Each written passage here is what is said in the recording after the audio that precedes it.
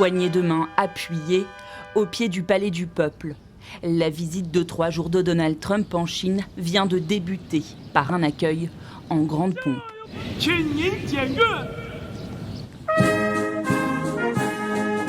Le dernier déplacement d'un président américain remonte au sien en 2017 lors de son premier mandat. Le président américain revient accompagné d'une imposante délégation. Sur les marches de ce haut lieu du pouvoir chinois, tout ce que l'Amérique compte de grands patrons, d'Elon Musk, PDG de Tesla et SpaceX, à Tim Cook pour Apple, sans oublier Boeing ou Nvidia. Sur le commerce, Taïwan et l'Iran, les 3 grands sujets du moment, les 2 pays espèrent pouvoir dégager à minima des compromis. Les intérêts communs entre la Chine et les États-Unis l'emportent sur nos divergences. Et le succès de chaque pays représente une opportunité pour l'autre.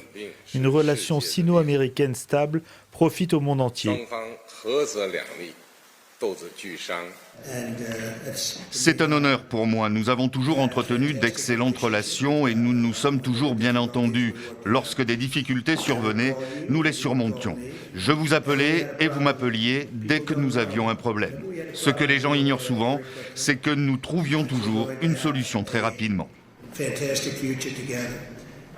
Une posture certes volontariste et des accords commerciaux à la clé dans les domaines de l'agriculture et de l'aviation. Suffiront-ils à surmonter les profonds sujets de désaccord entre les 2 puissances? À commencer par Taïwan, que la Chine considère comme l'une de ses provinces et sur lequel elle n'est prête à aucune concession. Xi Jinping a souligné que la question de Taïwan est la plus importante dans les relations sino-américaines. Si elle est bien traitée, les relations entre les 2 pays pourront rester globalement stables. Si elle est mal traitée, les 2 pays se heurteront, voire entreront en conflit. Les États-Unis fournissent un important soutien militaire à l'île, sans pour autant reconnaître ouvertement ses velléités d'indépendance.